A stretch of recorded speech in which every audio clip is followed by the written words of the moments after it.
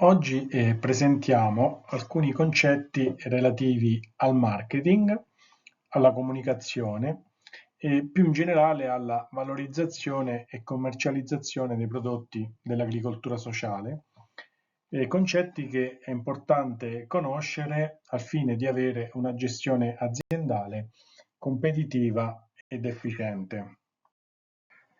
Innanzitutto, per analizzare questi argomenti, è importante tenere presente alcuni aspetti legati al comportamento del consumatore, in favore del quale è sempre più necessario assicurare una completa e corretta informazione.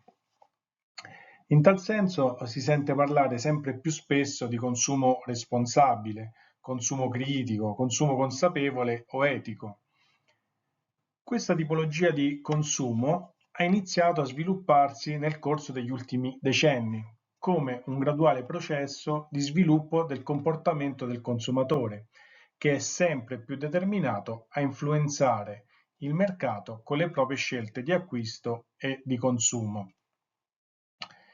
Il consumatore oggi è consapevole che le proprie scelte di acquisto e di consumo possono incidere positivamente sul miglioramento sociale, ambientale e culturale della società in cui vive.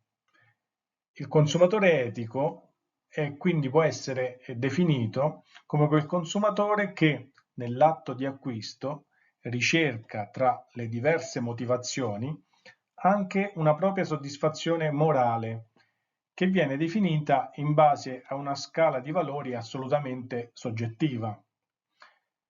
L'attributo sociale incorporato nel bene destinato al mercato può quindi giocare un ruolo fondamentale nelle decisioni di acquisto e per alcuni consumatori la sua presenza porta a riconoscere un prezzo più elevato.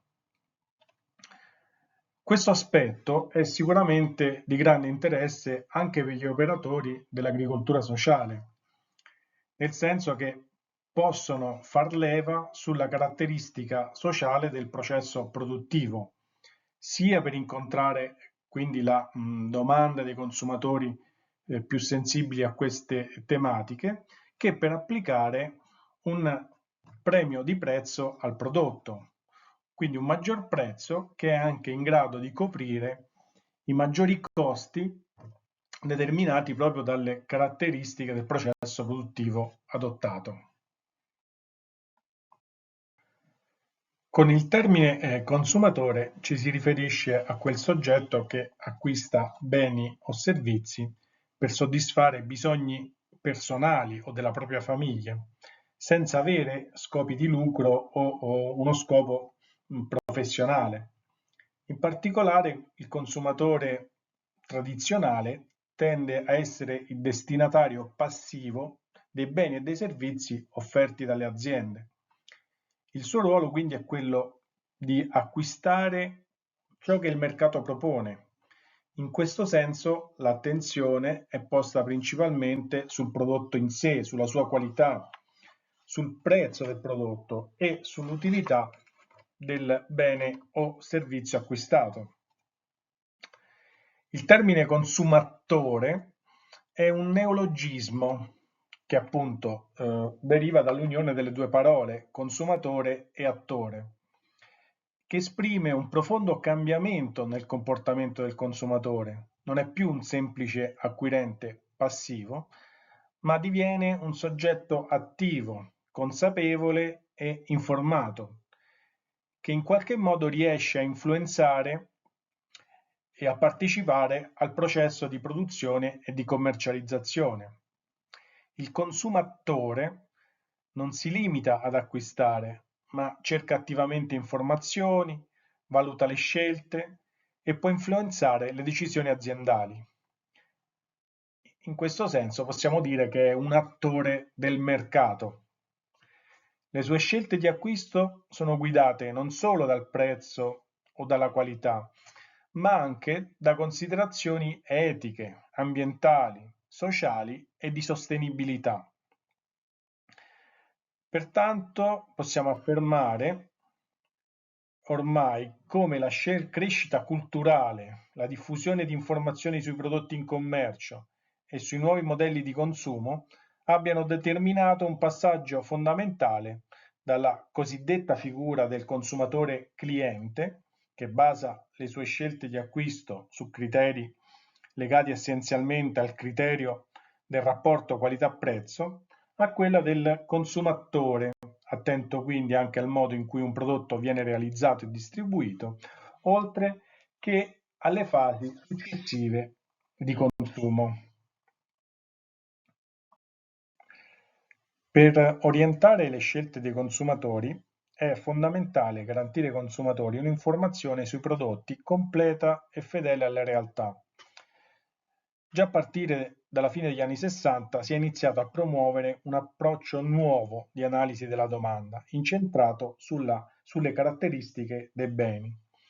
Secondo tale approccio, un prodotto va considerato come un insieme di caratteristiche che possono essere presenti con intensità diverse e che vengono valutate dal consumatore secondo un sistema personale di preferenze. Il valore del bene è generato proprio dall'utilità che queste caratteristiche determinano per il consumatore. Per fare un esempio, un semplice esempio, pensiamo ad esempio al prodotto mela, al frutto mela. Quindi in base a questo concetto che ci dice che un prodotto è dato dall'insieme di caratteristiche, quindi nel nostro caso la mela non è solo la mela in sé, ma è ad esempio il colore della mela, la croccantezza della mela, la dolcezza, anche il processo produttivo, cioè se è una mela prodotta con agricoltura convenzionale o con un processo biologico, anche di agricoltura sociale, se è una mela di un determinato territorio. Quindi, come vediamo, in base a questo approccio, il prodotto è un prodotto determinato dalle sue caratteristiche. E poiché il mercato di oggi è caratterizzato da un'offerta altamente differenziata, chi intende operare una scelta di acquisto consapevole è tenuto ad acquisire preliminarmente una grande quantità di informazioni ed è per questo motivo che i beni vengono generalmente distinti in base a tre tipologie di attributi o caratteristiche. In base al loro grado di visibilità, gli attributi possono essere distinti in tre categorie: attributi ricerca, attributi esperienza e attributi fiducia, che di fatto si distinguono in base alla possibilità che ha il consumatore di accertarne la qualità e le caratteristiche prima dell'acquisto, dopo l'acquisto o neppure dopo il consumo. E diciamo che per i primi due tipi di attributi, vale a dire gli attributi ricerca e gli attributi esperienza, non ci sono grossi problemi perché il consumatore o al momento dell'acquisto o dopo l'acquisto riesce a individuare effettivamente le caratteristiche del prodotto. Ritornando all'esempio precedente della mela, il consumatore subito riesce a vedere che una mela è di colore rosso, quindi quello è un attributo ricerca, oppure dopo il consumo subito riesce a definire la croccantezza o la dolcezza di quella mela e quello è un attributo esperienza. Però sempre con riferimento alla mela, il consumatore non riesce anche dopo il consumo a capire se quella è una mela biologica o una mela di un determinato territorio, perché questo è un attributo fiducia che lui non può osservare direttamente. E in questi casi, diciamo, per molte tipologie di prodotti esistono delle garanzie, delle certificazioni di enti terzi che definiscono, che certificano che quella caratteristica è presente. E nel nostro caso, quindi, l'agricoltura sociale rientra proprio, i prodotti di agricoltura sociale rientrano proprio nella categoria degli attributi fiducia. Siccome in questo momento ancora non esiste un sistema di certificazione specifico per le attività di agricoltura sociale, la maggior parte delle aziende agrisociali continua a dichiarare e autocertificare spontaneamente la natura sociale delle proprie attività e il rispetto di determinati standard qualitativi, aprendo le porte delle proprie aziende ai consumatori per favorire la costruzione di rapporti di fiducia. Difatti, uno dei problemi che si verificano quando abbiamo a che fare con prodotti che contengono attributi di fiducia è quello della simmetria informativa, vale a dire quel processo in cui una parte del mercato, il venditore, possiede tutte le informazioni, mentre chi deve acquistare il prodotto, quindi il consumatore, diciamo, non possiede un'informazione completa. In questi casi si dice che il mercato potrebbe fallire, cioè che non si incontrano domanda e offerta.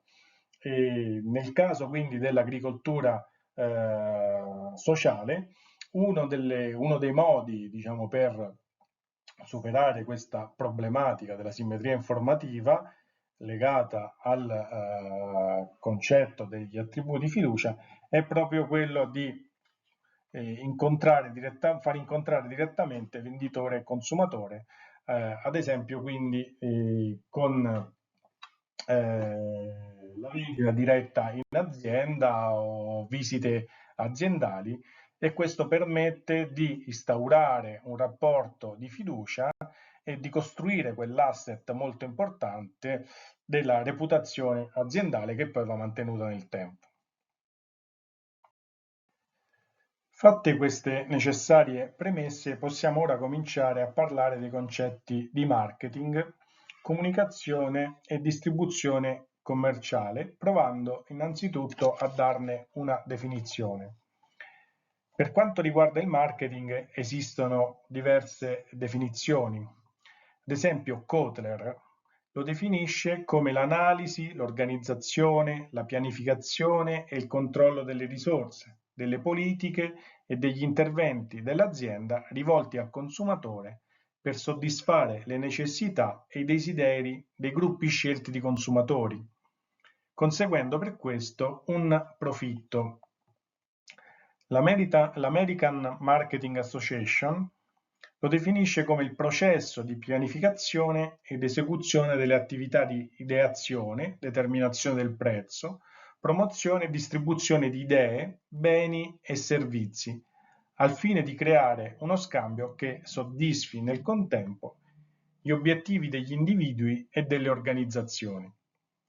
Quindi, riassumendo, possiamo dire che marketing, che appunto deriva dal verbo to market, collocare sul mercato, ha la funzione di raccordo e interscambio tra l'impresa ed il mercato.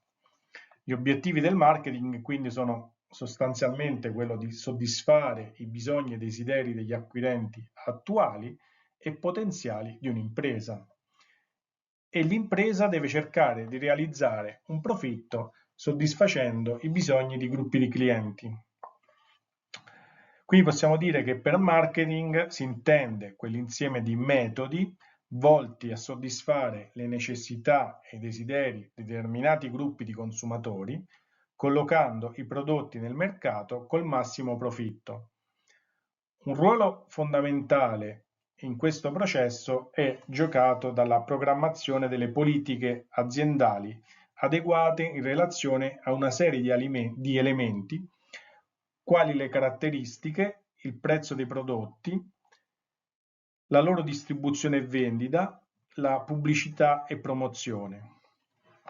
Una programmazione attenta delle politiche aziendali è quella capace di far raggiungere all'azienda i propri obiettivi di immagine, che si ottengono ad esempio col posizionamento sul mercato di un determinato brand, e obiettivi di vendita. La comunicazione invece rappresenta una delle fasi fondamentali del marketing e, come vedremo, ha lo scopo di utilizzare i risultati delle analisi del mercato, del prodotto e dei possibili acquirenti per creare messaggi efficaci. Per distribuzione commerciale si fa riferimento allo strumento attraverso il quale produttori e distributori immettono sul mercato beni e servizi. Il marketing rappresenta uno degli elementi dell'organizzazione aziendale ed è parte integrante della pianificazione strategica. Una buona pianificazione di marketing parte innanzitutto dalla corretta formulazione degli obiettivi di marketing, che devono essere coerenti con quelli dell'intera organizzazione. Devono essere chiaramente specificati e devono essere misurabili. Poi la pianificazione di marketing prosegue con la selezione del mercato obiettivo, individuando i nuovi segmenti a cui rivolgere i prodotti, in base alla loro redditività, al volume di vendita, all'impegno richiesto all'impresa, senza trascurare ovviamente i clienti attuali.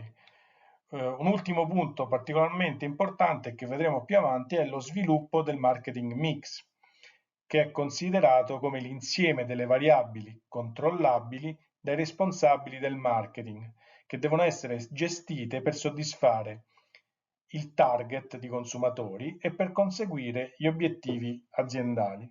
E questo proprio del marketing mix rappresenta il nodo centrale dell'attività di marketing.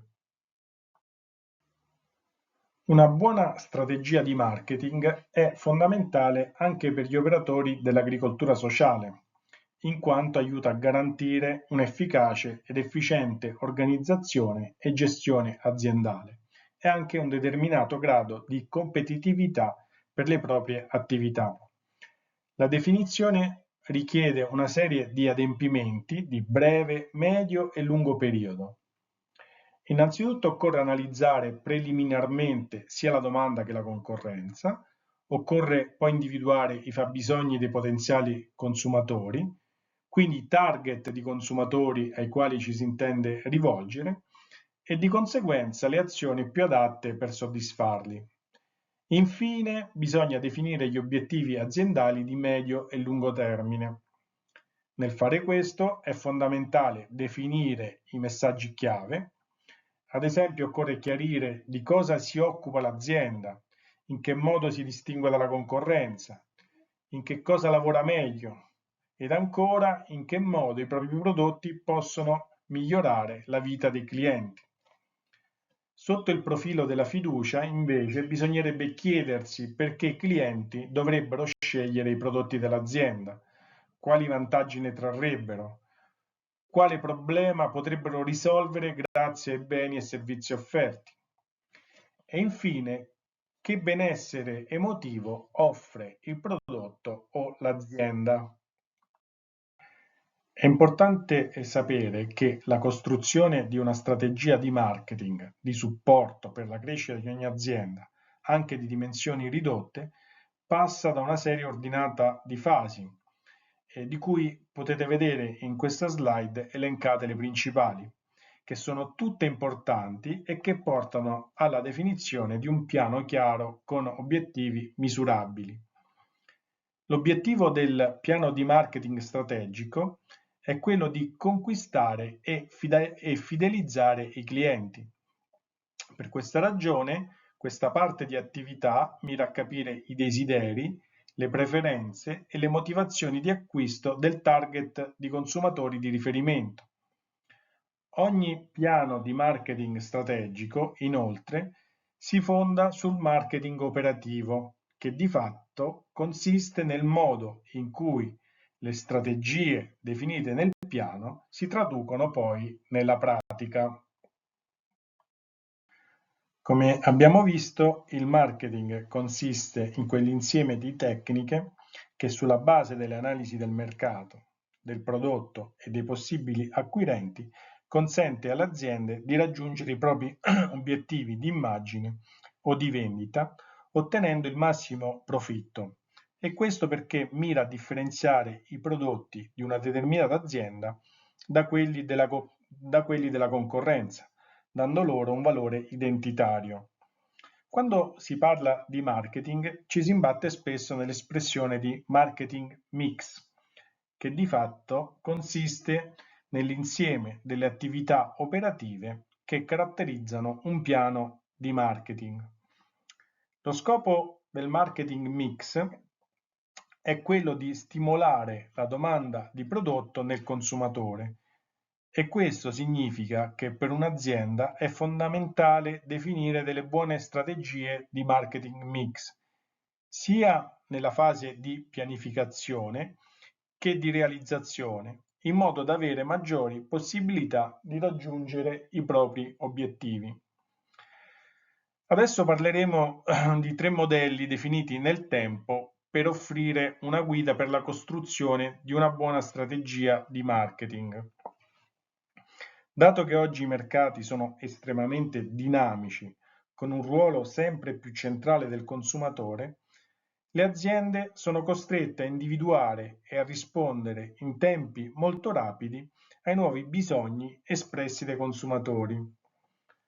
Uno dei compiti del marketing è proprio quello di capire quali sono gli aspetti, o come si dice, quali sono le leve più efficaci da utilizzare in questo caso. Ogni modello proposto può fornire un importante aiuto sia per la costruzione della fiducia nel marchio, sia per valorizzare il prodotto identitario offerto dall'azienda.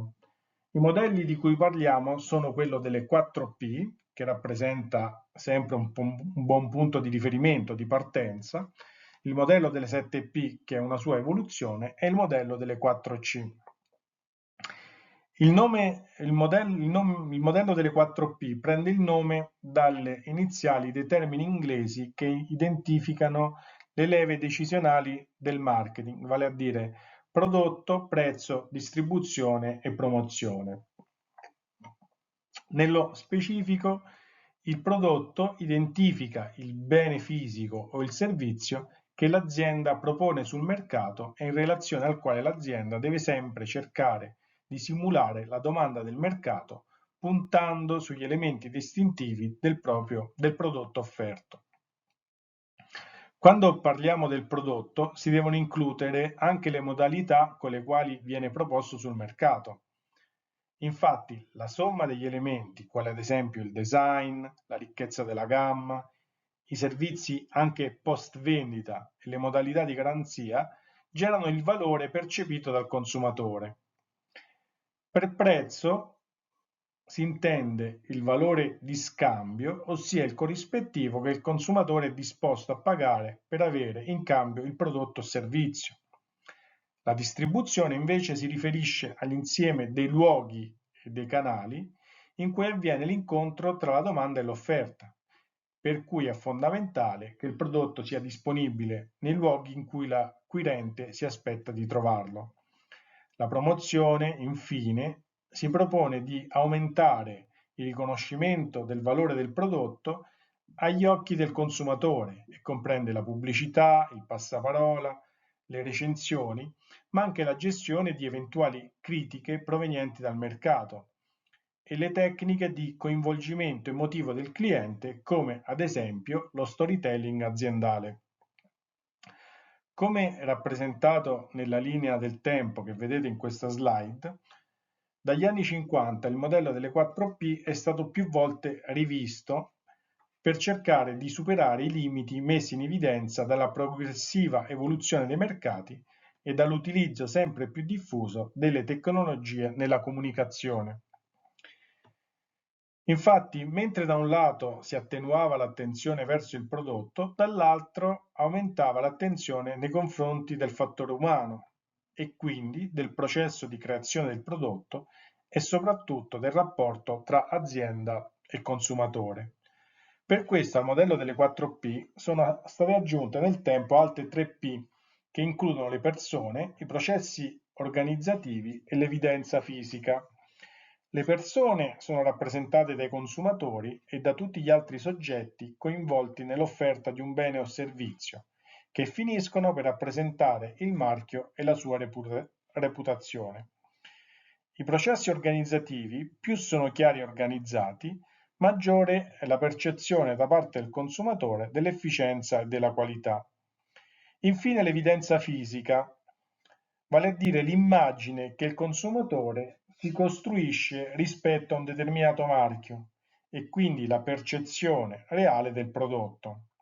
Questa fase è considerata oggi fondamentale perché è proprio quella che consente la costruzione della fiducia necessaria a compiere il successivo atto di acquisto.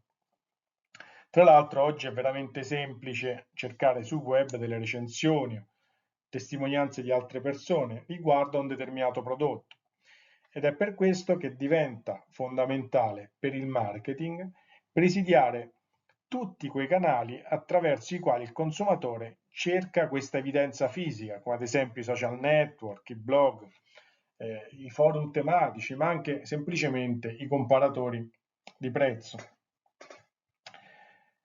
Risale infine al 1993 la proposizione di un nuovo approccio al marketing mix, il cosiddetto modello delle 4C, che pone al centro dell'attenzione non più il prodotto e l'azienda, quanto il consumatore.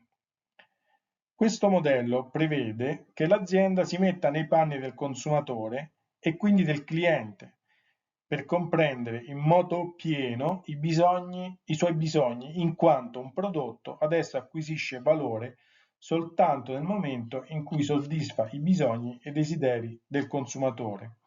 E meglio assolve a questa funzione e più si distingue dagli altri prodotti in commercio. Il marketing quindi deve guardare continuamente alla domanda di mercato per individuare velocemente eventuali nuovi bisogni non ancora soddisfatti. Il prodotto quindi si identifica, oltre che con il bene in sé, anche con l'insieme di vantaggi e valori che l'azienda è capace di assicurare al consumatore. Per le imprese orientate al sociale è ormai assodato che una buona parte dei consumatori è disposta a riporre un grado di fiducia elevato proprio grazie al fatto che non perseguono esclusivamente il proprio profitto o interesse individuale. Per queste aziende, quindi, è importante attivare strategie efficaci di comunicazione, volte sia a far conoscere il proprio prodotto che a dargli una particolare identità in modo da renderlo riconoscibile sul mercato e convincere così i consumatori all'acquisto, stimolando tra l'altro l'acquisto di quel prodotto tra diversi in commercio anche per il futuro. Per fare in modo che la comunicazione sia efficace è importante definire e veicolare un messaggio univoco tramite vari canali e strumenti utilizzati integrando il piano di comunicazione con la strategia di marketing. Con specifico riferimento all'azienda agrisociale, la comunicazione deve essere sviluppata innanzitutto in funzione dei soggetti da raggiungere e delle finalità perseguite. Per questa ragione si distinguono generalmente tre tipologie di comunicazione. La prima, di tipo istituzionale, ha lo scopo di promuovere e tutelare l'immagine aziendale nel contesto territoriale di riferimento e quindi di consolidare le relazioni con quegli interlocutori locali che possono incidere sul raggiungimento degli obiettivi aziendali.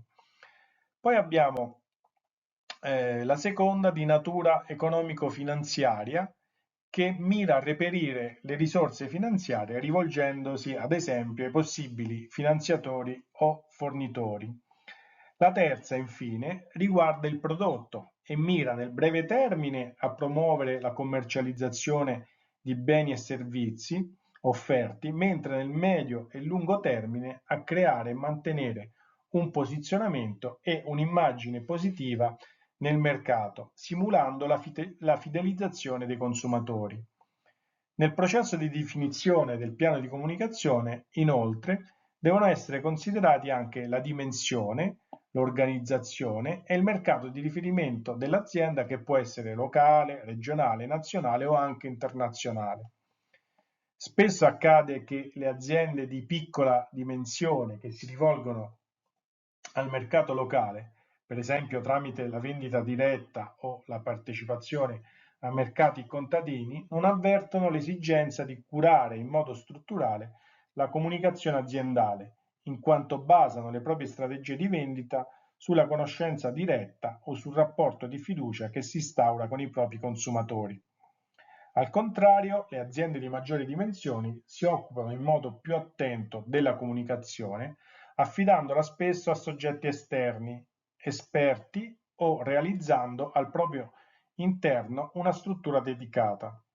Ovviamente non mancano i casi di gestione mista della comunicazione, in cui in genere le attività più complesse vengono affidate a terzi, mentre vengono gestite internamente con proprio personale quelle ritenute più semplici. Un'azienda agrisociale può scegliere di utilizzare una o più leve della comunicazione, anche contemporaneamente, in base alla valutazione di una serie di elementi quali gli obiettivi perseguiti, le politiche promozionali che intende adottare, l'entità del budget a disposizione, le caratteristiche del prodotto offerto o anche il mercato al quale mira. La comunicazione promozionale storicamente basata sulla pubblicità, sulla promozione delle vendite, vendita diretta e pubbliche relazioni, nel tempo si è arricchita di una serie di altre attività e modalità innovative e non convenzionali grazie all'uso di Internet e dei nuovi media. Ma che cosa potrebbe essere oggetto di comunicazione?